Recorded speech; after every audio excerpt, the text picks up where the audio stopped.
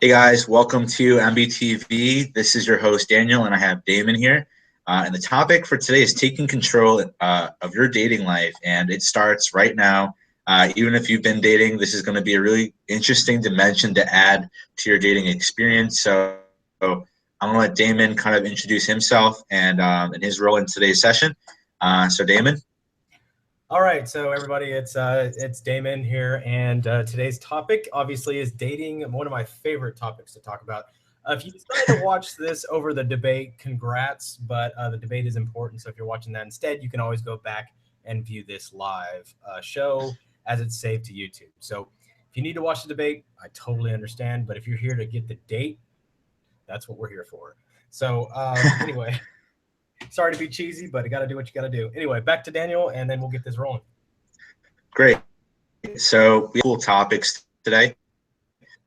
Actually going to be so I'm just going to name some things that we'll be getting into, to get into actually. So we have specific scenarios. We have dating fundamentals, understanding your needing, understanding the mindset, dating dance, what I like to call when you're, getting into the groove of dating. And just let me know, Damon, if I cut out or anything. So we have also building and understanding trust and security, emotional mental presence, patience through understanding, and red flags to start. And then if we get enough time for relationships, we will be getting into that as well. So let's just get going, I suppose. And if anybody wants to join as we're going through the live session, you can always request that and we'll add you in. Get from there. So before I get in, Damon, do you have any ideas on our first topic, which is really, let's just start off with taking control, and then we'll get into the subtopics. Okay, so first thing I want to do is, Daniel, you'll probably need to get in a place where you have a little bit better signal. You were pretty cutting out on that intro.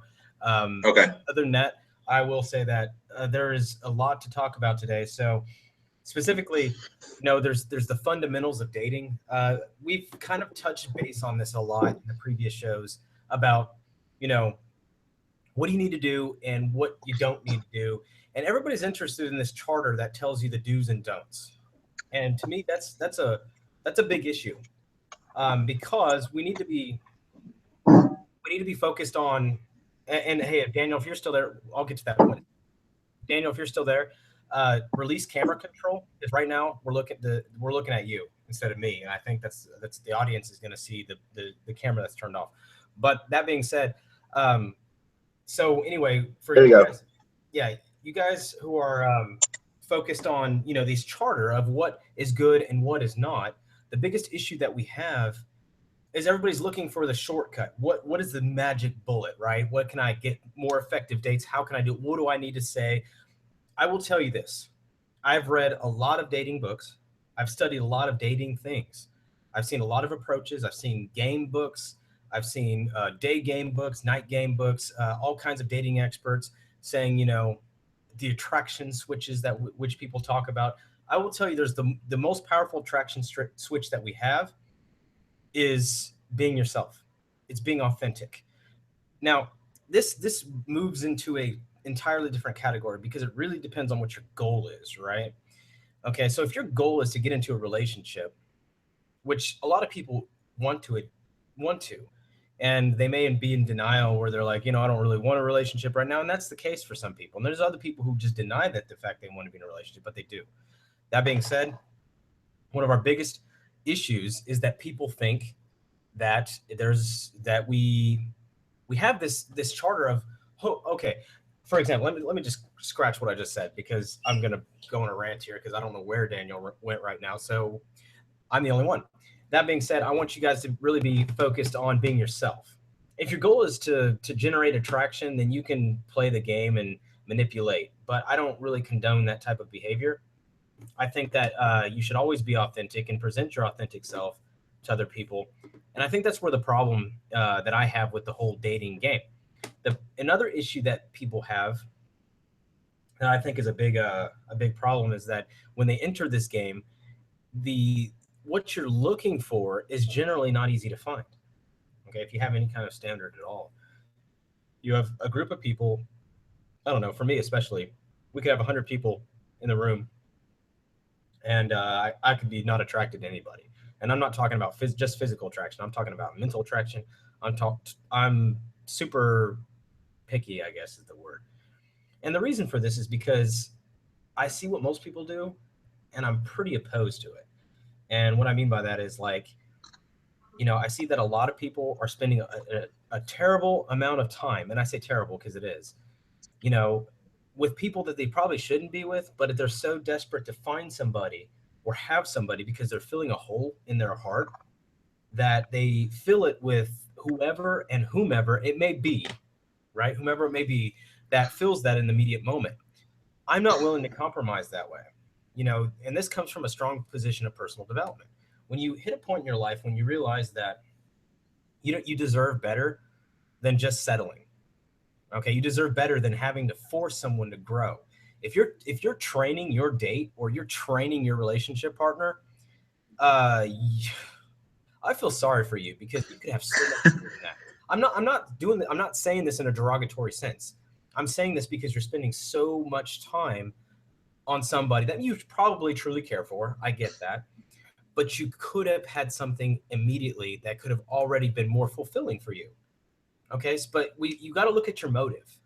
And I guess some people get off on the concept of having a date that they can grow and nourish and nurture. But to me, this is more of a mother-son relationship than it is, or a father-daughter relationship than it is actual a romantic relationship. And this is something that I've specifically tried to avoid in my dating life is people who try to mother me. And I think it's a natural tendency, and it is extremely appalling, and and I don't really like putting myself in that position. So that being said, I think I went off on a side rant. But point is that there's no charter, no specific technique, no tool that you need to use other than being yourself. Here's where having a dating coach can really help you, and I'm saying this very boldly because it's true. A dating coach helps you be yourself when you're approaching other people. Okay, because you and yourself, without having to change a damn thing, are fine. You're just fine the way you are. Okay, that's what the trouble is, because when they get in this dating mindset, they turn in this mindset and they flip on this switch and go, oh, I got to impress this person. So they start showing all these weird facets of their personality that nobody gives a damn about, right? You want to be authentic. Okay, be yourself. And if someone shuts you down for being authentic, then that's not the right person for you anyway. You saved a buck. You didn't have to pay for your date. You didn't have to move on. I mean, you moved on right away. I mean, I would rather the swift rip the Band-Aid off, get it over with, than have to spend an excessive amount of time with somebody you probably shouldn't be with in the first place. Okay, because if someone can't accept you for being who you are, you're actually saving time by them rejecting you quicker.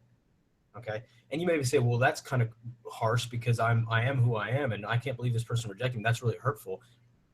They don't know you per se, but they get to see that little authentic side, and if they don't like it, then move on. It's not that complicated. I mean, I think we've overcomplicated this process a lot. I've looked at these dating experts. I've struggled with these dating experts because it's all a game to them. It's like, oh, if you want to pick up as many dates as possible, how to get 100 dates in 30 days or whatever the stupid shit they play. That is, to me, it's childish, and it's also looking at people like objects. It's objectifying people. And I don't really condone that type of behavior. Me personally. I don't know about anybody else. This is my personal opinion. If you live that lifestyle, great. I guess if it works for you, but for me, I don't think it's the personal way that you really want to grow as a person. I think the best way to approach somebody as a man is to be a man, and it's to be a man, the man you are. And the best way to approach someone if you're a woman is to be a woman, be who you are. Like I don't see why we have to play these games with each other. I don't see what the whole concept of this game word is. Oh, you got to play the game. The truth is, at my age, and I'm gonna shut up for a second here after I say this. At my age, I'm over this whole game thing. If you don't like me for who I am not interested in manipulating you to get you to like me. Okay, I'm moving on. I don't care. I deserve better. I'm not going to sit there and try to convince you that I'm worth your time, because you know what? You're probably not worth mine. And that's the reality of it. So, there's this insecurity, I guess, that comes up in the whole dating concept of, oh, we I don't I have to be somebody I'm not. I have to impress somebody. I have to make somebody like me. No, you don't have to make crap like you. If they don't like you for who you are, you're saving years potentially of your life because you set off the wrong foot, right? I don't care about the cocky and funny thing you have to do. I don't care about all the stupid attraction switches you have to hit. I don't care about puffing up your chest and looking like a pigeon or a peacock to attract your dates. That's dumb and that's retarded and that's stupid and it's immature. Okay, I'm sorry. Like, and you can easily crush me and go, oh well, how many dates have you had in the last few years? You know what? It's not that many, but you know why? It's because I never felt the need to approach. I'm very specific about what I'm looking for in somebody. So if you want to challenge me, go right ahead. Chad's Damon's whatever his name is, his methods don't work. Okay, well, you know what it looks like. What is your goal? Because if your goal is to be authentic and have a genuine relationship, and you started off on something that's not genuine, you failed. You failed. You know, and if your goal is to sleep with as many women as possible, you go ahead and do that, and go ahead and manipulate as many women as possible. Light those attraction switches and get it laid as much as you want. I'm sure that's very fulfilling for you. Okay, so that being said, Daniel, I'm sure there's plenty of points that you can talk about what I said, but Yeah. I mean, I think what you generally touched upon. Oh, I'm echoing. I can hear you though. Let me see if I can shut down that. How about now? A little bit.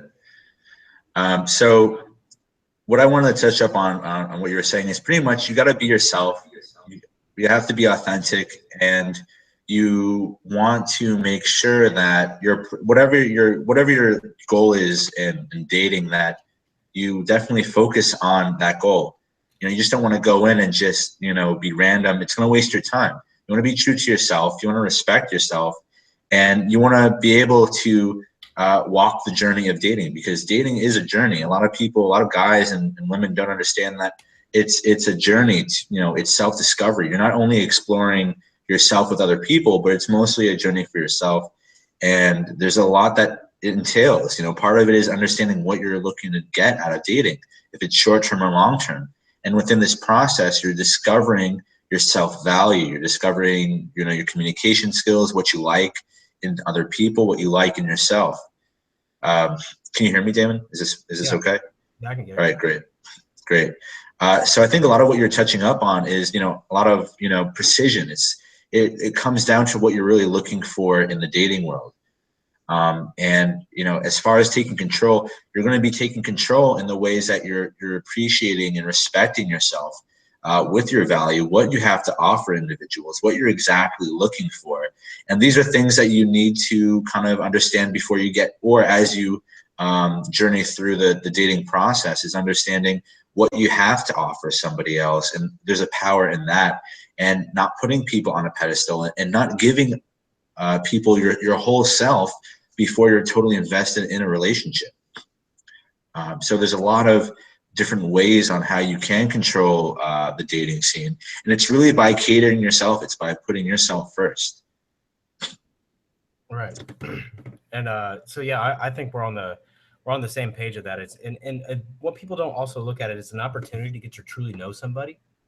That's a much more rewarding than trying to score. Yeah, it's about actively listening. It's about actively listening and investing your own time to get to know the person, and vice versa. And there shouldn't be an emphasis on getting to know yourself. You already know yourself in the dating. You already know yourself generally. The idea is to understand the other person to see if they're going to be a match to what you're desiring. Right. And that's my whole angle that I think we're really trying to take down here, is the fact that you get the opportunity to really get to know somebody, even if it doesn't result in anything. You got the opportunity to know somebody, potentially build a long-lasting friendship even. If you look at them like human beings, you don't know what you may yield from that particular situation. You have no idea. And there's a lot of girls I've dated in the past that I still talk to. I mean, we knew that a relationship wouldn't work out, but you know what? There's still communication there. There's still things that I can offer to these people that I'm willing to help in there, and vice versa. It's the same. So I think that our biggest problem is that we tend to put ourselves first. And in any relationship, when you put yourself first, you've already failed. Yeah. And that's what I'm seeing a lot of people do. And I have a real issue with the way that we currently are dating in today's society. And I'm pretty frustrated with it. I'm frustrated with a number of things. I'm frustrated with primarily the selfishness and the amount of narcissism that's involved in the dating world Yeah. right now. I'm also I'm, frustrated with several other aspects. I'm frustrated the fact that the people that you're generally looking for are hard to find because our standards have increased. We have a lot more opportunity in a technological age. We have plenty of avenues to meet different types of people. So it makes commitment a little harder. And it also gives us the opportunity to raise the standards and it puts us in a position to shut down a lot more people, which obviously I'm guilty of in a lot of ways, but I try to spend time and talk to people when I can. It doesn't matter if I'm interested in a date or not. So yeah. I think it's just we're starting to get further and further away from humanity, and we're moving into this more robotic sense of dating. And I think that's where my biggest challenge is looking at the dating world. I'm seeing these challenges with dating overall. Hey, we've got I can date 100 people in 90 days, and I'm going to do what I can to date as many Yeah. women as possible. If that's your goal, then you've already lost like the whole concept of what it is to be in front of a human being. Yeah. And I'm really just overall I'm just frustrated with it. I've watched people, many friends of mine, I've watched uh guys, a lot, women alike, just struggle. And all the greatest people I know in my life, and I say all, but most of the greatest people in my life are single. It makes no sense to me. While some of the greatest people out there, they're single, and some of the dumbest, most unqualified, incapable people that I've ever met in my life, and they're just not capable of anything, incompetent, are never single. And I mean, these people eventually, hopefully, they'll grow up, but the Yeah. maturity level is very challenged in these people, and they're not single. They're always with somebody. And it goes to kind of show you that there's a number of reasons. Number one is maybe they're in a true loving relationship. I never deny that as a possibility. Any relationship, regardless of intellectual uh, aptitude or maturity, it's possible, I suppose. But as far as like in general, we can kind of speculate that most of these people are probably pretty selfish, and they're probably using somebody to fill a hole in their psyche. I need somebody to validate myself, or I need somebody to spend time with to make me feel better about myself. I can ask most people that I've talked with, and a lot of the issues I hear that kind of scares me because I really do wish the relationship the best. And what I hear is I say, hey, what do you really enjoy about your partner's company? And they say, well, they make me feel good about myself. I feel special when I'm around them. I'm like, hey, that's you enjoying yourself. What do you enjoy about your partner? And then all you hear is the little ticking talk, like tick tock, tick tock. You don't hear anything, right? Yeah. They don't see the other person as a person. They don't see the humanity. They don't see the characteristics in what makes that person beautiful. Because Hmm. people are a beautiful damn soul.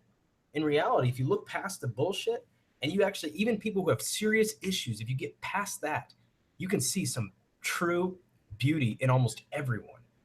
And that to Yeah. me is where the magic is. You can create a long lasting relationship with someone who is suicidal, or someone who's depressed, or someone who's miserable, or someone who hates. There's still something there, right? And you've got to see past it. But you can't look at a person like a fulfillment, right? A lot of people hang out with these people who are troubled for the sole fact that they want to help them. But why do they want to help them? For self validation, right? You know what? You're still benefiting somebody by helping them, but maybe you should look at your own motives. Yeah. Maybe you should look at your motives. Why are you helping this person? Because you want to feel like you have this Jesus syndrome or Messiah complex that you have to help people because it validates you. It validates you as a person. And this is what I see a Hmm. lot in that mother son, father daughter relationship type dynamic, which women taking care of these little pansy men and vice versa, right? I see, these men taking care of these little immature girls, like, and it's like, why are you in something that you deserve so much better? You don't Yeah. you're not a dad to this person. You are looking for a partner. And I Hmm. guess, like I said, I'm not judging that relationship. I just see it as troubling, and I see it causing a lot of issues. And I'm Yeah. concerned for the longevity of a relationship if it's not beneficial to each party.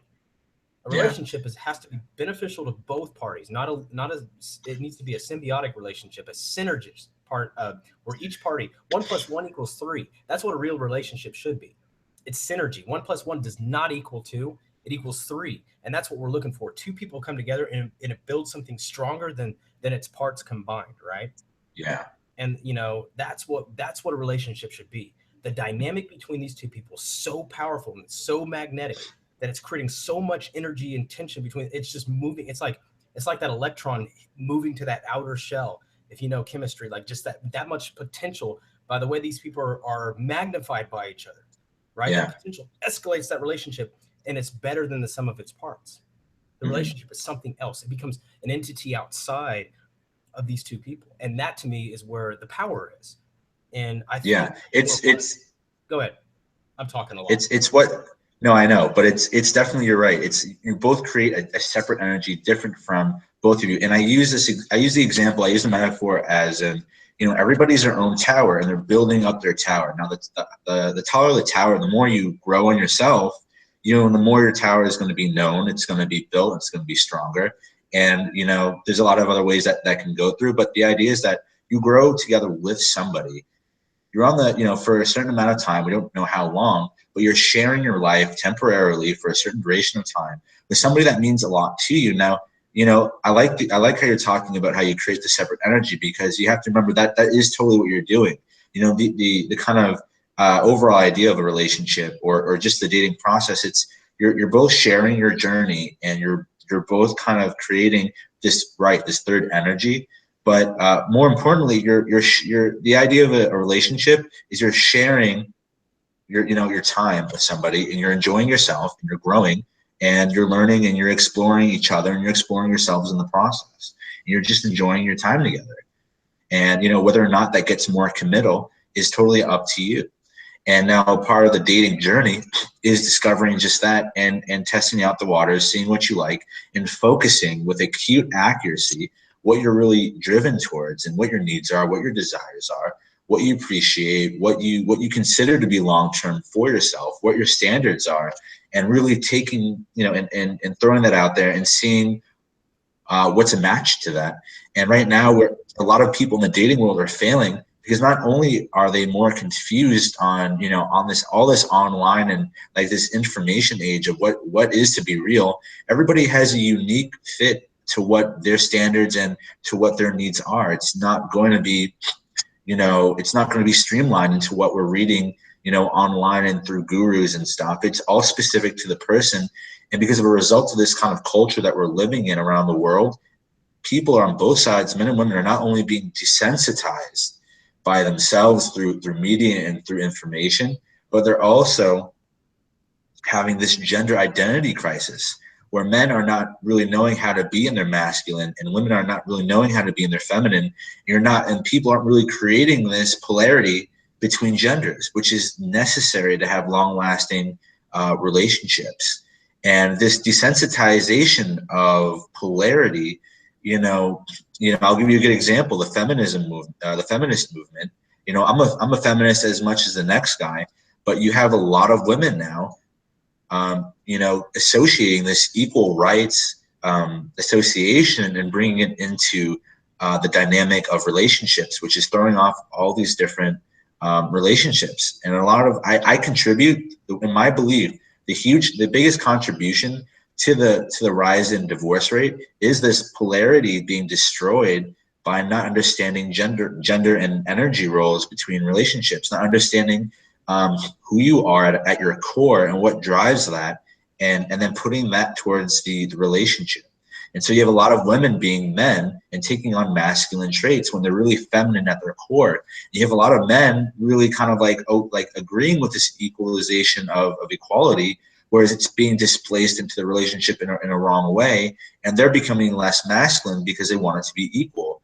And these roles are not being utilized effectively, energetically. And what you have a lot is you don't just have a desensitized nature of relationships in the dating world. You have this frequency of dating, and it's desensitizing all these people. But you also have energy desensitization, and a lot of people are not understanding their actual core role in a relationship.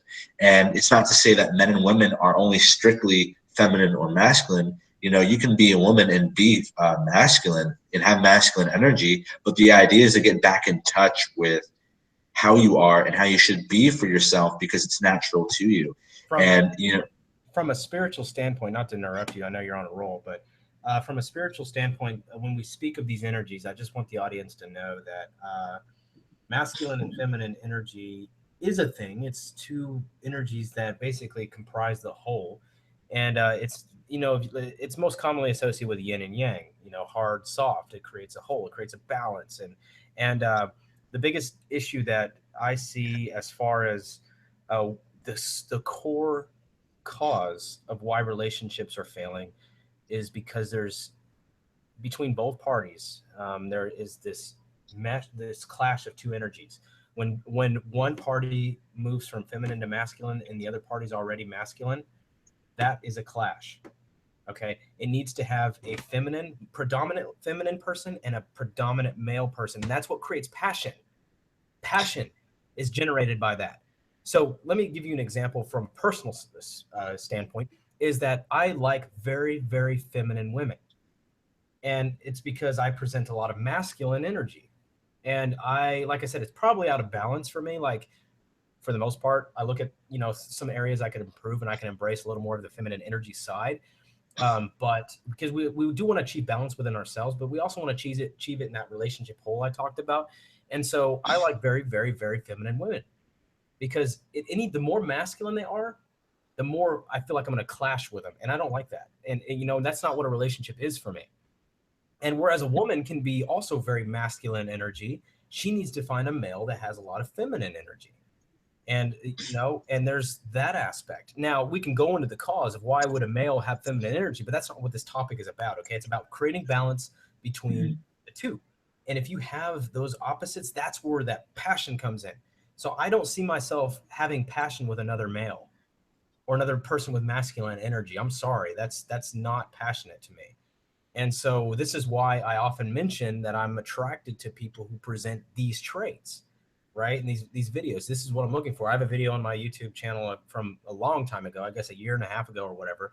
And it's about intimacy and sexuality where I just kind of poured it all out there, right? And, there's that video which talks about some of the things I look for in a woman. And it's a lot of feminine energy. It's a lot of feminine stuff. I don't like the masculine side as far as a partner goes. I don't want to date someone like me. And I had that question on the forum and it said, would you date someone like you? And a lot of people are like, yeah, I'd be willing to try anything. Well, yeah, you can be willing to try it. But according to experts who are really relationship experts and not trying just to make a buck off of you, they say that the imbalance in energy, when you have two masculines or two feminines, that creates major conflicts in relationships. So it's important that we recognize, where are you at on that scale? Do you have 60% masculine and 40% feminine, 80% masculine, 20% feminine? Where are you at on that scale? And your partner probably needs to complement that. Okay, so that's where passion comes in. Most relationships I see today, I'm being very judgmental here, they're not very passionate by my definition. I talk to a lot of people. I hear the stories. I hear what's going on. I hear about their sexual life. Obviously, I'm a coach. That's what I do is I hear about these sex lives of people. And a lot of it is just passionless. There's that joke, once you're married, you don't get laid. There's a reason for that. Okay. There's a reason. They're passionless. That stereotype exists for a reason, right? That comment exists for a reason because that passion fades. And everybody's like, well, you get used to each other. Well, no, it's your energies got something through your energies off.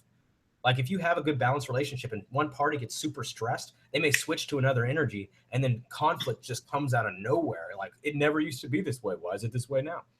And this is what we talk about in all of our videos is becoming aware of what's going on inside of you. And if both parties are self-aware, they both can work together and go, hey, look, I'm having this issue. And are you having any issues that I need to know about so we can kind of work through this? Because I want you to be aware that I may do this and I may do this. I'm trying not to. I'm trying to prevent myself. And if I start, maybe you can tell me, hey, are you doing that thing you told me about? Right? It's just being honest and working with your partner and realizing that you have flaws and you're having a stressful period in your time and you're having stressful moments, going through a stressful peak, whatever it may be, and creating balance in your relationships. And that's what it's really about. It's about being mature about it. I see so many finger pointing. It's like, oh, it's your fault you're a moron. It's your fault that you did this, and it's your fault. Shut up. Start accepting the blame for things. Like, okay, I'm taking responsibility here. I'm going to do this, and I'm going to take responsibility for it. And I'm going to say, okay, I made this error. I would appreciate if you didn't do this thing anymore, but I shouldn't have reacted the way that I did. And that's what escalated the whole thing in the first place. So I take primary responsibility for this entire situation. It would help in the future if you could do this, so I could guide this conversation better. But ultimately, I take responsibility for the failure that just happened today. Can we move forward from this? Right. And this is a more mature approach than saying, you know what, listen, bitch, you don't do it that way. You're a horrible person. And you do it again. And I swear to you, and all this other crap, hillbilly, stupid shit that I hear on all these different dynamics that I see that aren't effective. Okay. Pointing the finger does not work. It strips you of personal power. If you point the finger at someone else, you're literally, the power is coming from your fingertips and going into somebody else because you can't change. That's the main issue that I'm seeing, is because you're throwing your own power away. The minute you point someone else and say it's that person's fault, you threw away personal control. You threw away the giant that's within you, right? You threw away the power that you hold within you. And everybody has power inside of them. Every single person has a gigantic, enormous greatness inside of them. Every single person. And I found that I spend enough time with somebody, I'm going to find it. If you can't find it, I'm going to elicit it. I'm going to pull it right out of you because I've seen it. When I look at somebody, I see somebody. I see human. I see passion. I see life experience. Sometimes I see pain. I see sadness. I see depression. But in reality, I see power. And it's a hidden power. It's a suppressed power. And it's like every human has a gold mine. And you just dig and dig and dig and dig. And that's what I love to see. And that's why I do what I do. And that's why I love what I do. And I think it's important that we recognize that, if you're not at a point in your life where you don't have power, it may be in your relationships, it may be you blaming somebody else, it may be you putting your relationship struggle, or you struggling with your friendships, whatever, dating life, whatever it may be. You may be at a point where you feel powerless. And the truth is, that's a state of mind.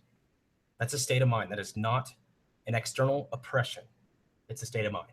And if you can switch that, and you trained enough, and you've built that mind muscle enough where you can go, no, I am not allowing this state anymore, and I'm going to change it.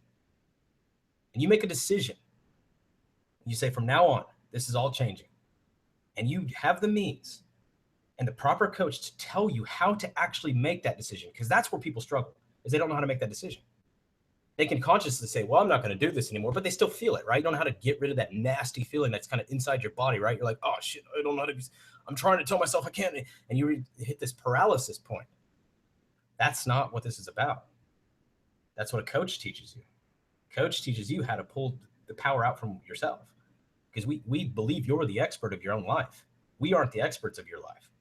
I don't know more about your life than you do. I'd be insane. I'm not that smart. Right?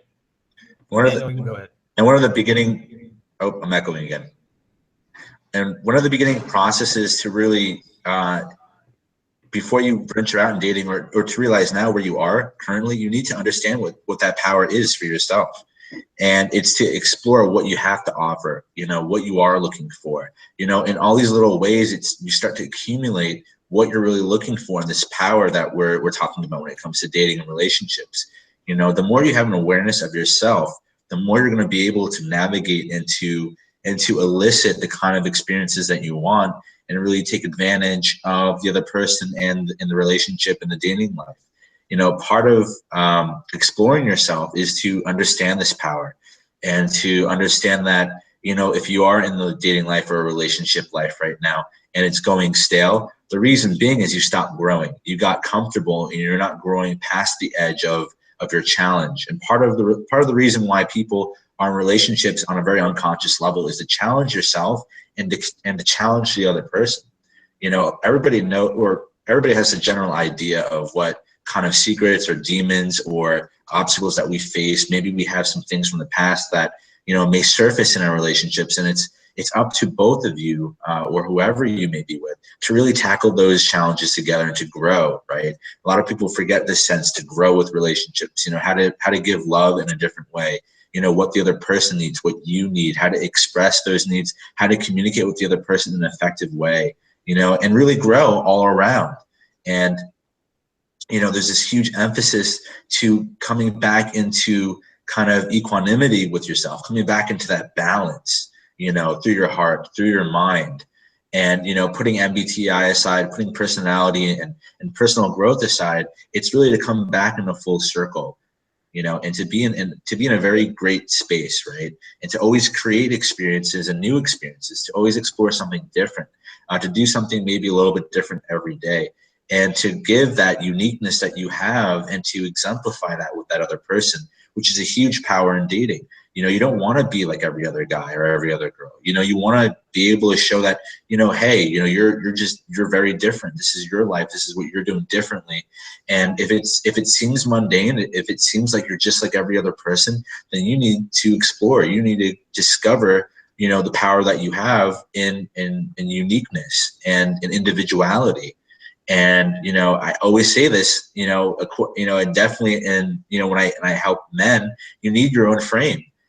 You need to discover what you can give somebody, what kind of environmental kind of vibe you yourself put off, and understanding your own purpose in life. And purpose is huge for men more than women in different senses. But as a guy, you need to know what your purpose is. You're the ship. And you want to kind of have somebody participate in the journey that you have. And there's this whole kind of metaphor and kind of idea that, your energy comes from purpose. Your energy comes from giving something back to the world in a way that is skillful and means in a different way to you. So, to harness purpose and to kind of utilize it in dating, it's knowing what you give and contribute. There's an immense value in what you give back. And, a lot of men, I feel like they try to manipulate and find different methods to create value. Just be more self-aware. Know and trying to understand and discover what purpose or what would be purposeful to you. And you'll create like an infinite source of value. If you're on a date and you say, hey, like, I love to do this, and this is what I'm meant to do. If I'm meant to be an engineer and that's what I'm passionate about, that is so much more important than what the next guy is doing. Because a lot of people, they believe that frequency and meeting the right person and being competitive in the dating world means something, but it's really competition against yourself. It's competition to be who you are meant to be your unique self, to have your own frame, to have your own energy, to vibe with your own energy, whether it be masculine or feminine. If you're a girl or a guy, it's to know your stuff, to know what you give back, know what you can contribute, and to be totally authentic in this process, to communicate and express this to that other person, saying, this is what my life is about, and if you want to join this bandwagon, you're totally allowed. I think it's going that way. And to take control in that kind of sense, not. Yeah, and I like Daniel. We got a question, and I want to get to that in just a second, because actually, let me just answer this question real quick. What's your stance on long distance relationships? Good, bad, worth it, not worth it? Okay. Question number one is, what is my stance? Let me answer the last two first. It's worth it if the person's worth it to you. That's a subjective question we can't possibly answer, because everybody has a value. And so that's a question I can't answer. Good, bad, that's another question I can't answer. It depends on your personality. Okay. So whereas the first question is, what is my stance on long distance relationships? I will answer this, and then we'll give Daniel to answer it. So my stance is, long distance relationships require an immense amount of maturity, self-comfort, and most importantly, they require the lack of insecurity. They require a secure person. And the reason for this being is because most people, like I said in this conversation, are so insecure that they just need somebody. So if they commit to a long distance relationship because they need somebody, but the minute another person enters their life who is actually physically here right now, they're going to ditch the long shit. That's the thing. I've seen it over and over and over again. Okay. The long shit is going to go away because now they've got somebody here plus the sex. right? So if you are doing a long distance relationship out of insecurity, that is not a good thing. If you're doing a long distance relationship because you're secure and you love that person, then by all means, you guys will make it work. Okay. You're adults, you're not children. You can fly, you can travel, you can do what you need to do to make it work. Okay. You can move, you can do whatever you got to do. But, like I said, so my stance is be mature. I'm going back to the whole point of this conversation. Know thyself, right? Know thyself. If you have an issue with insecurities, I would not recommend a long distance relationship. Period. And I want to extend to that is you definitely have to be mature. My take on long distance relationships is you have to have an agenda. You have to have a goal with that relationship. It's all goal based again. It's all going back to basics. Do you know yourself? Is this somebody that you know you want in the future? Is it going to eventually become short distance? Are you eventually going to like move in with this person or have them as, in direct access to you? You have to remember that you yourself have needs. And you may, you both may, depending on your age, you may be going to different schools, you may be traveling different countries. You may deem that you guys are both not ready yet and you have to explore different dimensions of yourself. But you have to ask yourself, is this something that I can come back to? Is this somebody that I can depend on, that we are going to commit? It's just not the right time. Part of the reason why long distance doesn't work for a majority of people is it's not the right time, or you're not committed or really serious about that relationship enough to move forward and move together and to actually travel to one another and meet each other face to face and start something. Well, the truth is most people aren't very serious about most relationships they're in. They're serious, exactly. They're serious about having somebody, and it's not about the other person. If it's long distance, more than 6 months to a year, you have to ask yourself, why are you really personally in that relationship? Yeah. And if it's because if it's other than finance, then you really got to ask yourself. If you don't have the money to actually see somebody, that's one thing.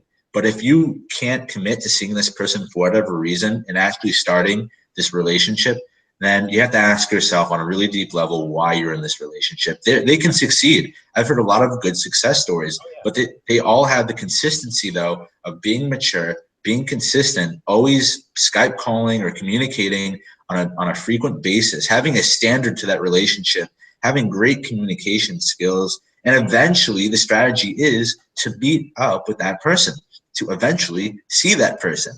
It's not just like a pending in process, right? It's not I'm going to see if this works and I'm going to talk to this person, because you're missing a whole other dimension to the relationship. You're not seeing them in person. It's not real. It's not real yet. And you're not having sex. Exactly. You need one of the most important criteria is lack of sexual contact, because the sex drive is a very strong impulse.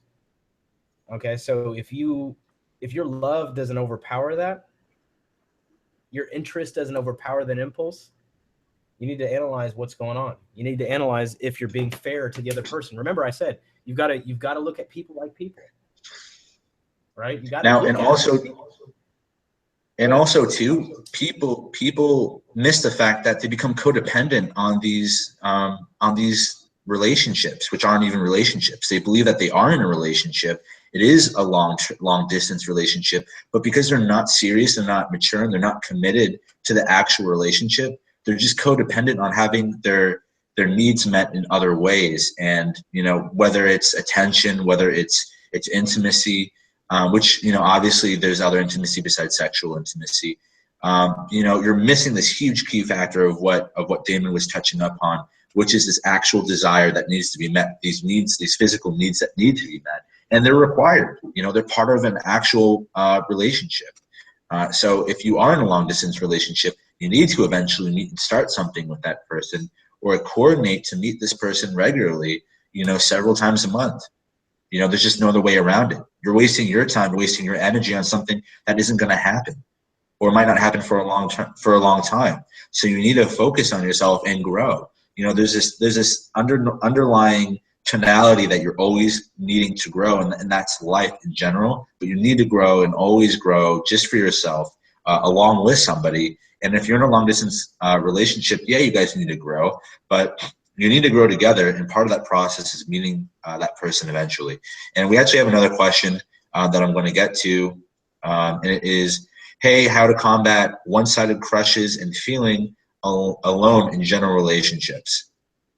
So do you have anything to say about that, Damon? I always have something to say. This is the problem when you extroverts. It's like they cut each other off, but hopefully we understand that we have a lot to say. So, but yeah, I do want to. I'm going to try to keep this brief.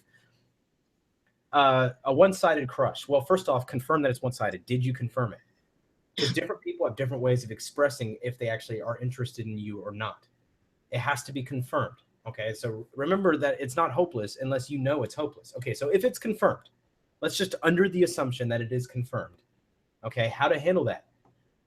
You need to be okay with yourself. Okay, it needs to be something that you're not thinking about day and night, and you don't even know this person. You know you're not in love with this person. So, what is it that you're hung up on?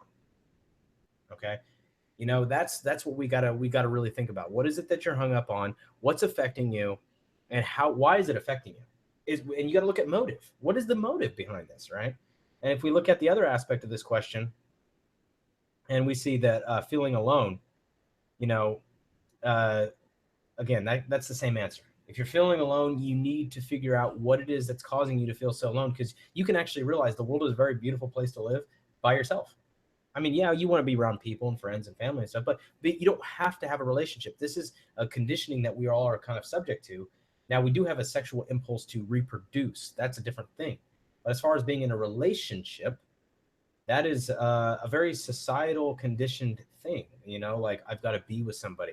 I think it comes from it's getting more prominent in today's society again because of technology. You know, we've got all this stuff being thrown in our direction. Every movie that's produced, there's always a love story. Blah blah blah. All this stuff is being programmed into our head that we have to have a relationship. I can tell you, I'll live the rest of my life without a relationship, and I'm not going to be any more sad than I am today.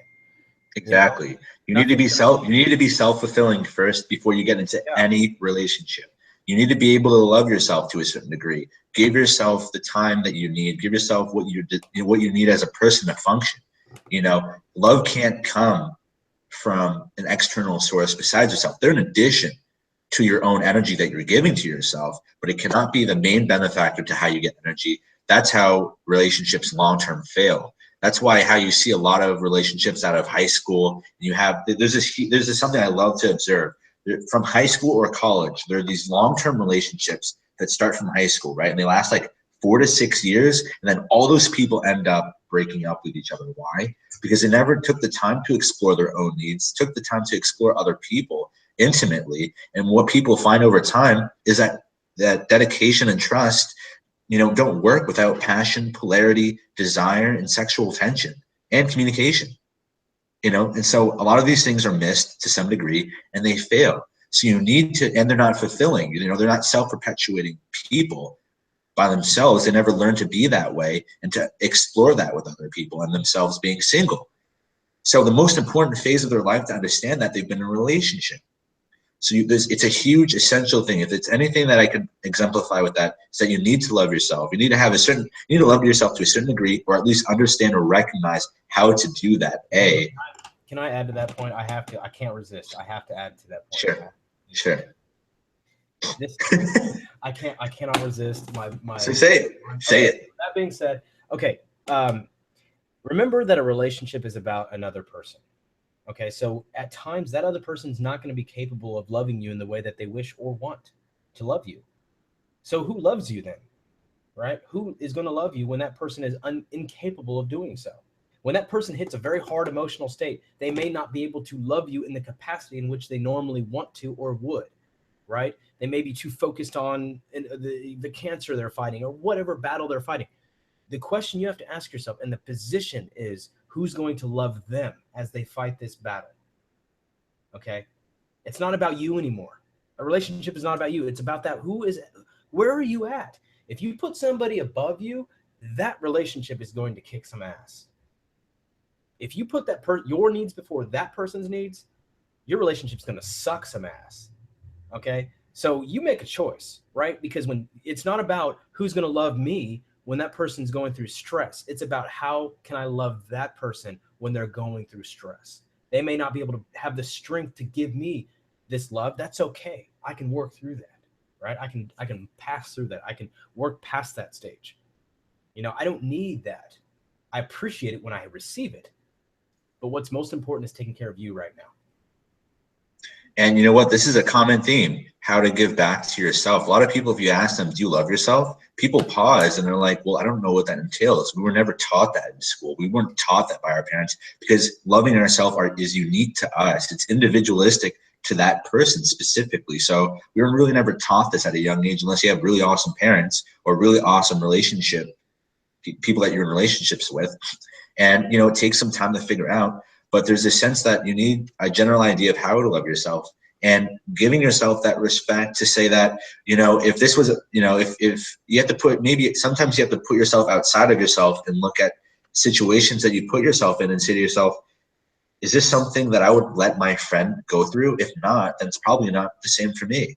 And if it's a situation that you don't find respectful or appreciative of, then, you know, you have that moral responsibility to respect yourself and you know, and give yourself that value and to say no.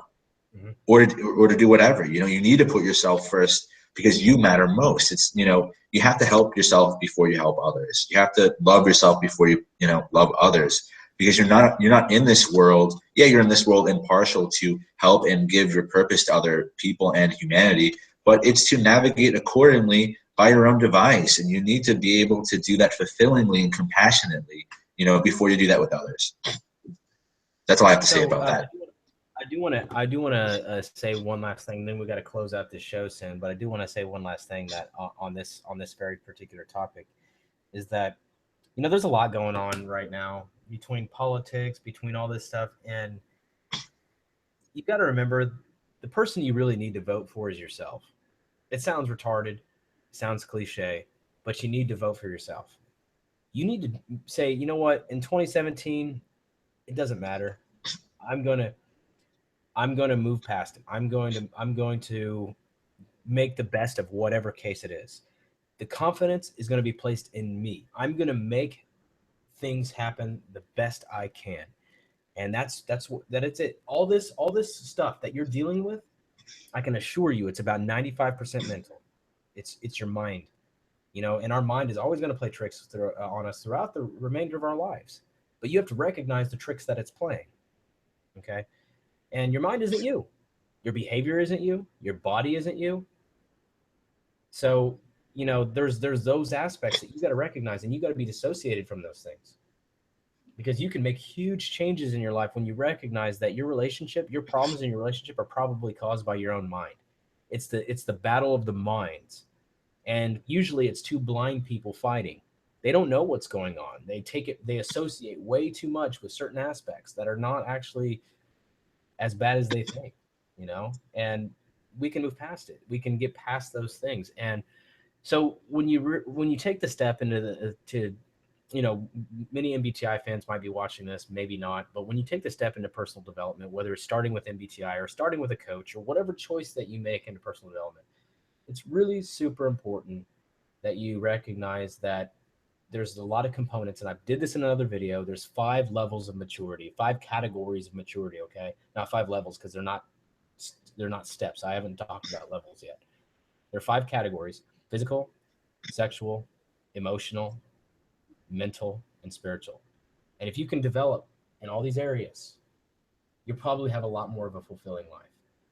And the cool part is when you develop them enough, they actually start blending. Your mind and your heart connect. Okay, that emotional, mental, physical, spiritual aspect, your spirit, your mind, your heart, your body, all that starts moving into one. And you start moving into a complete person. In fact, in my early days of training, this was called the sixth sense, is when all this combines to meet one thing. You create, it's like everything kind of merges, and you see the world in a different way. And so I took on a mentor for years. You know, the majority of my adult life, I've had some type of mentor. And those of you that don't have a mentor, I encourage you to consider getting a coach, consider finding a mentor, somebody in your circle that you look up to, something. If you're running through life without mentorship, it is a very difficult thing. And I can tell you. And friends don't count. Yeah, friends don't count. Friends often tell you what you want to hear instead of the truth. Okay, and that's a big issue, because they want to make you feel good. They want to cheer you up. Hey, buddy, let's get a beer. you know, that bitch is whatever they say, you need to, that's not what you need. You need somebody to tell you and ask you the right questions to elicit the right response. So you guys got to remember that if you're struggling right now, you need to look at your surroundings. You need to look at what's influencing you. You need to look at how you're being influenced. You need to look at the things, the components of your life and mind, which are contributing to your current issues, and you can move right past them. And you'll find that it's probably a recurring theme throughout your life. It's a recurring pattern. And breaking these patterns is a big part of why Daniel and I do what we do and why we love what we do. Yeah, definitely. Overcoming the looping that you find yourself in, overcoming the associations, the cycles, past traumas, and really growing beyond that, and really putting yourself in the sense that, you know, it's okay to be comfortable, but you have to have that exploration as a part of your life. You know, life is spiritual in the sense that, you know, whatever lifestyle you tend to live, you want it to be, you know, the best depiction of you and what you always want. You know, and part of that is discovering yourself with other people. You know, we can't live without other people, and, you know, it's about time that you kicked your own butt and got your butt into gear and figured yourself out, so you have more positive, beneficial experiences for yourself and for others. Mm-hmm. And aside from that, I wanted to answer just one question we have over here: how to approach people in bars. And this is a really easy question, Damon, but I'm just going to briefly go over it. If you are still here, Benny, I definitely want to say that, you know, regardless of what your type is, your type, you know, whatever your profile may be, the easiest way to approach someone, guy or girl, at a bar is to just go up there and, you know, for face value, just kind of see if, and just kind of go up there and say hi, pretty much. Or, you know, it's not about the one-liners. It's not about, it's a lot of, it has to do a lot about presentation. You know, for me personally, I don't really go to bars. You know, I don't believe in the bar scene. But if I were to go to a bar scene, I would just go up to anybody and just start talking, because the psychology when it comes to meeting women, and I'm assuming it's to, you know, go up to a girl that you're talking about, is that women want to be approached. Women want to be approached by a confident gentleman, the guy that's confident and he's a gentleman and he's going to approach a girl and he's not a cocky asshole and he genuinely wants to get to know them. And, you know, you definitely want to come off as authentic in doing so. You know, part of the reason why women go out is, yeah, to have fun. And there's certain places that you want to avoid, like clubs. Like, women just want to enjoy their own time at clubs. So, you know, disregard that. The women that are actually authentic at clubs, they just want to have fun. The women that just want to hook up, those girls are obvious at clubs. And the same thing for bars. You're going to have women that are just going to be out with their girls, and they're just going to want to have fun. And there's going to be other women who want to be approached, and they don't want to be approached by assholes, because the majority of women right now are being approached by guys who have self-value. They're just total dicks. They're total jerks, and women are tired of that. And to say that, you know, the common guy, you know, which doesn't exist, by the way, the common guy, the average guy can't get with a girl that he finds attractive is ridiculous. You know, it's a lot. Most of it's presentation, most of it is personality, most of it is having fun, being, you know, having a sense of humor, and being really interested in the other person. You know, a lot of the psychology with men is you should be questioning women and getting to know them. It's the investment. If you have everything that we've been talking about in this video, if you have the self-respect, you have the value, you know what you have to offer, you know what you're looking for, and you approach someone, then you're going to have a different mindset than the next guy who's just trying to score her, who's just trying to bring her home. You know, there's a total different energy with that, and women can sense it. Not only do women understand if they want to talk to you, you know, within the first 10, 15 seconds of seeing you, but they can energetically get an idea of where the situation will be going. And and it varies obviously by women or by anybody you'll approach. You know, everybody has a different MBTI type, so there's a different kind of approach that, you know, they'll naturally want from somebody, and the different kind of conversation that they'll want. But that's up to you to engage that with questions and to approach them and say something nice and be respectful and be a little confident. You know, you can be a little arrogant. You know, give your own frame to it. Bring your own spice. That's the whole reason why you're out there, is to give your own self out there. And to see if any woman will receive that and reciprocate that energy that you're putting out there. You know, be yourself, approach, you know, and kind of like wave your peacock feathers and see if she likes you, and be interested in this, and be interested in anybody that you find. You know, part of it is just kind of coinciding with somebody and seeing if the energies match. You know, I'm not going to say that it's going to work every time, because it won't. Women might not find you attractive, but I'm basically saying that any guy out there can talk to any girl he wants if he's got the confidence, if he knows himself, if he's aware of himself, and he's particularly interested in this person. You know, that's how it works. You know, you see a lot of yeah, and that's a strong point. Like the other video I produced. Yeah. Oh, you just totally. Are you there? Yeah. I actually thought that the thing cut out. I'm sorry. So yeah, like the other video I produced, I was like, what the heck just happened? Like everything froze. But yeah, so the other video I produced about being interested in someone else is a big aspect of the whole dating scene too. And I made that video. I said how to say the right thing every time is being by truly interested, right? So you're not sure what to say to a girl, be interested. You're gonna know what to say. Okay. Now I will say this too, though. There are skills in personal presentation. I have shaken so many people's hands throughout my years of business networking.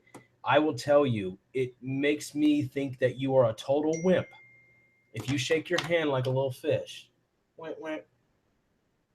Okay, don't do that. I'm telling you, do not do that. You are a man. Don't do that. Like I can't stress to you enough that shaking a good solid handshake reflects confidence. There's certain things that you do want to do, right? Okay, changing your handshake doesn't change your character. Okay, so don't do this little soft kiss my handshake. Like, do I kiss it or shake it? I'm not sure, right? So you need to make sure you give that presentation. There are ways to present yourself. There are ways to have etiquette. There are ways to eat at a dinner table. There are particular things that you do want to do with people to make people feel comfortable. Okay. And I will say that it is very society dependent though, right? The United States social custom code is very lax compared to say upper class England, upper class UK, right? There's a little bit of a difference there. So there's a lot of things that are very culturally and demographically dependent, but there are ways to present yourself professionally, and there are ways, and that's what training's for: how to public speak effectively, how to have etiquette, how to eat at a dinner table, how to shake hands, how to present yourself, how to look someone in the eye, how to build confidence. All those things are skills that can be taught. Okay, don't change your character. What our point is do not change your character. Okay, Yeah, and I want to say something real quick before we dive on that point. And it's Lady Nottingham 89 says she wants to recommend the following book, The 7 Principles for Making a Marriage Work by John Gottman. If you guys are interested in this topic, I'm sure that's a great book. She said you're welcome. So I guess she really loves this book. I have not read it. So I wrote it down. And so I suggest you guys do too. If anything, you're going to get some kind of perspective, and it should help you. But that being said, I do have to take off. Daniel may continue going on and talking about particular topics, but I look forward to the next live show, and I look forward to producing more videos this week for you guys. Thank you very much. Daniel, anything? All right. Oh, no, it's been great. Thanks for coming on, Damon, and I'll talk to you soon. Appreciate it. Thanks. All right. So partially what I wanted to bring up that Damon was really touching up on is that you really got to explore your masculine energy. You know, as a guy, when you're approaching women and you're really getting out there and you're putting yourself out there, you know, this idea of being self-aware and understanding who you are as a guy or a girl is understanding and being more connected to your personal energy. And as a guy, partially how you do this is explore your masculinity in whatever ways that you feel that it is. And you can ask yourself, well, how do I be in touch with my masculine energy?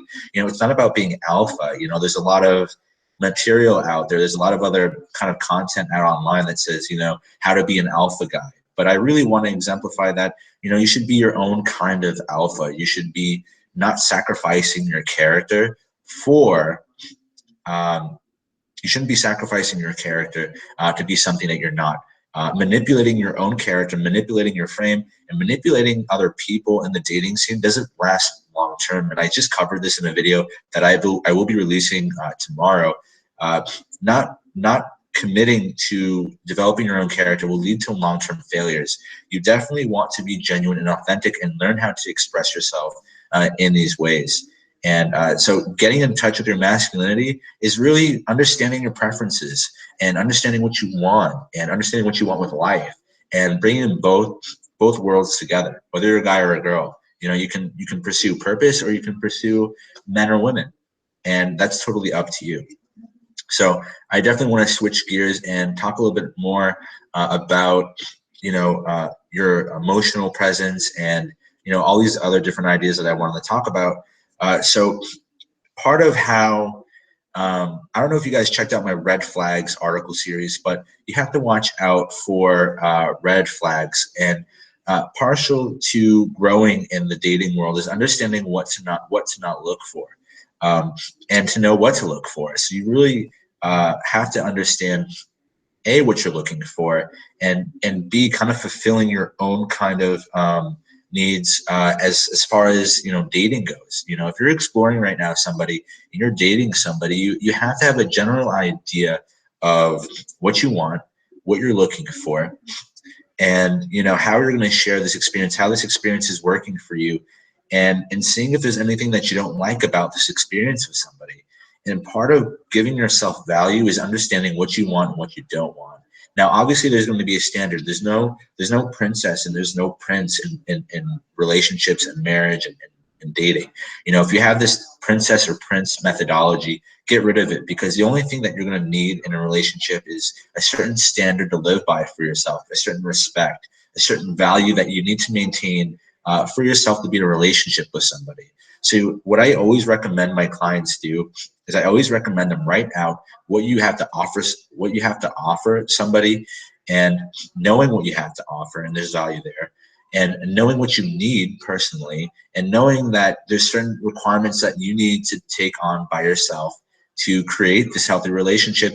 And the next thing I always encourage people to do is understand how you can always experience new things with people, and understand that, or recognize how to create new experiences with people.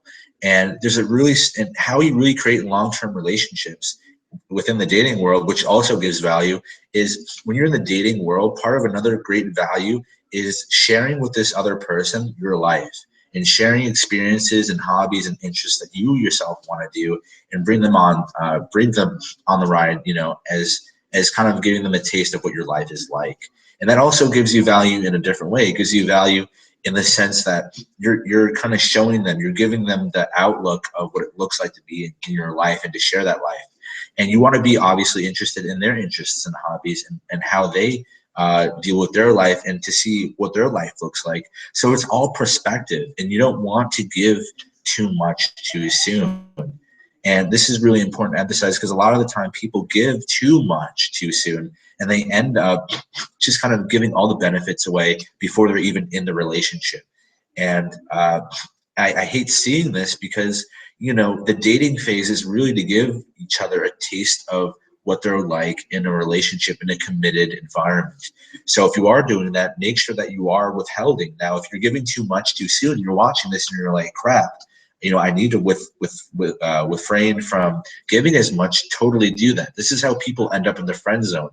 Helping this person, being too vulnerable and open, and being too available. This is how relationships ultimately, or dating somebody ultimately fails, is when you make yourself too available, when you're a guy especially, or a girl, you give too much away, then you really put yourself in that friend zone. So what I would encourage you to do is write a list of all the things that you offer, and set yourself a standard that you won't give this person enough until they become more committal in the relationship, at the relationship stage, if you choose to be in a relationship. Don't give yourself away. Don't give your value away. Everything that you give in the dating scene is taking away from your own value. Now, I need to get to a question that we have here from a user. How do you tell the difference between becoming cold-hearted after failed relationships versus becoming more realistic? So they both are kind of work together in a sense. Being cold-hearted is kind of the result of failed relationships, and being cold-hearted is actually the opposite it's on the opposite spectrum from learning from relationships. So the idea of being, I'm going to tackle this in two parts. So the idea that that you're cold-hearted after relationships, you're not fully recognizing and understand what lessons you've learned for yourself to move forward. Every experience you have with somebody is a lesson to move forward. And if you're being cold-hearted, that means that you're just giving too much too soon. You're giving too much to a person that doesn't value you and doesn't appreciate you and your presence. And by giving, you're obviously, this is going to be a one-sided, you're giving more than 50% kind of situation. No matter, regardless of what experience that you had with these people, becoming cold-hearted is a result of giving too much and not getting reciprocation, and not being with somebody that is not growth-oriented and wasn't with you in the relationship for the right reasons. So I wanted to really tackle that, and the difference between being cold-hearted and becoming more realistic. Being more realistic is not synonymous with being cold-hearted or having negative situations happen to you. Being realistic is knowing the expectation, knowing what you have to offer, and what the standard is of what that other person might offer. The idea of being realistic is understanding that you can't have a certain standard in place for people, because people are people. People are not perfectionistic at heart. People aren't 100%, and that people are going to have fallbacks and obstacles. Being realistic in the relationship and dating world is understanding that I have certain needs that need to be met, and there may be a certain amount of needs that I have that need to be met, but it's going to fluctuate because not everybody is going to be able to naturally give my needs to myself and the standard that I have for what the needs I need to happen. Part of being realistic is understanding that you can have happiness and fulfillment with people and have some of these things bypassed. So I don't know if this answered your question, but there's a huge difference between, being cold-hearted and being realistic. Being realistic can be very proactive, and it can streamline the process to the point where you learn over time to get happiness from gaining less of that person, needing less from that person. Because at the end of the day, realism stems from needingness, right? Realism stems from, the less you need somebody, the more happy you're going to be. And so this is what I was talking about earlier in the topic, when I was saying the less you need somebody, the more love and the more compassion you have for yourself, the more you just want to spend time with this person and have new experiences with this person, the more all this will just eventually unfold. And the more you'll be able to appreciate this person's presence and be able to just enjoy yourself and have fun and explore each other.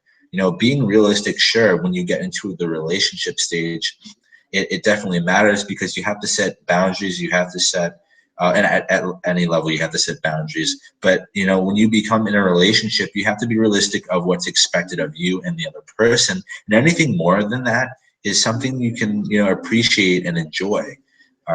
Being realistic is understanding understanding a standard that needs to be upheld, and then anything on top of that is always appreciated and it's invited, right? And you don't want to set your standards too high, and you don't want to set yourself up for failure to be cold-hearted. You want to give the right amount and always reciprocate the amount of energy and value that's always being committed to you. So I hope that kind of answered that question. Now, I'm going to actually share this link with you guys if you guys want to join in. I believe that it's now time to invite other people in. So if you want to join in, I'm going to put the link down below. This is how you'll join into the conversation. So now I'm just kind of going to ramble on to different topics as I see fit. So part of, let's see what we have here. So I kind of touched up on red flags earlier, understanding the dating process. So part of the dating process is it has a lot to do with what you want. If you want short-term or long-term, it definitely matters.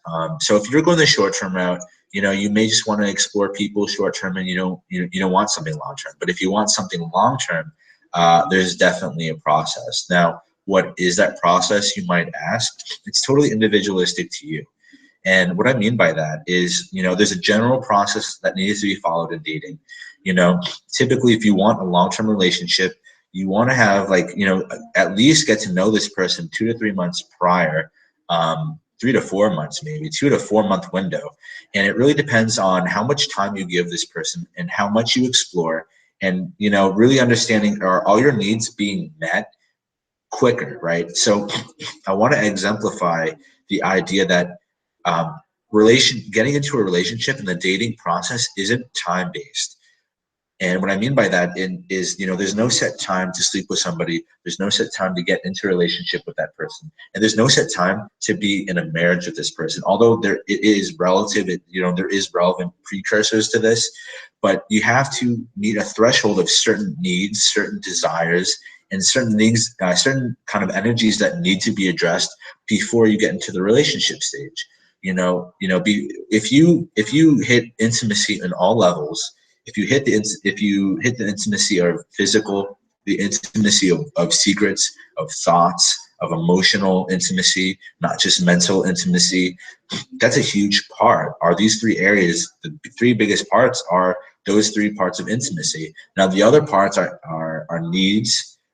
You know, can this person fulfill my needs? Can this person exemplify that they can give me love in the way that I receive love? And can this person commit time to our relationship? Can this relationship really grow? Can we both grow in a relationship? Are we both at that mental stage?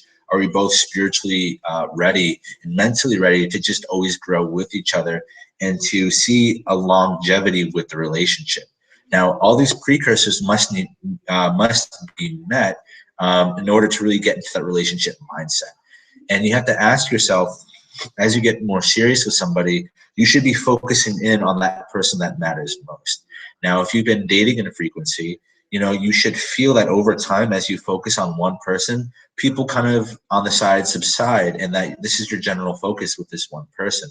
You know, you have to have a strategy and goal in place and really know what you're looking for in the dating world. So part of the dating process is knowing what you're looking for and having those goals and needs met.